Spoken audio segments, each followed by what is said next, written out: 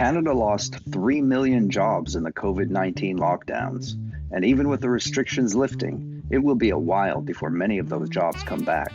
And when they do, some people will be facing a much tougher reality than others. That's because in this crisis, jobs for young people have been hit very hard, much more so than in typical recessions. Retail, restaurants, and tourism are all industries that have been hit hard by the lockdown.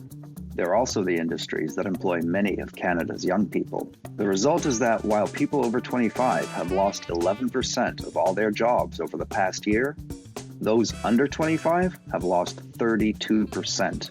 1 in 3 jobs gone. Canada's jobless rate has spiked to 13.7%, the highest in modern history. But the youth jobless rate is just short of 30%. And for students returning in the fall, 40% are out of work. Now you may think, is this really that big a deal?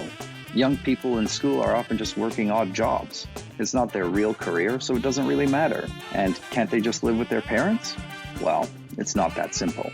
The experience you gain in your early years can often be crucial in your later career, even if that experience was in an unrelated field. And a number of studies recently have found that graduating during a recession reduces your earnings for at least the first 10 years of your career. People who start off in recessions often have to settle for a worse job than they otherwise would, and that affects their entire career. Your lifetime earnings will be about 5% lower if you start off in hard times. And then there's student debt to factor in. High debt loads can delay everything from buying a car or a house to a wedding and having kids. So it's no wonder that many experts are worried that this could be a lost generation that struggles for many years to come. So what can be done to help? We may need a policy response. The Trudeau government launched a $1,250 a month emergency student benefit to help those who won't find summer work this year. That rises to $2,000 a month for those with a disability or dependents. But that doesn't address the bigger problem of a limited future for Canada's next generation. Some have suggested tax breaks for companies that hire youth.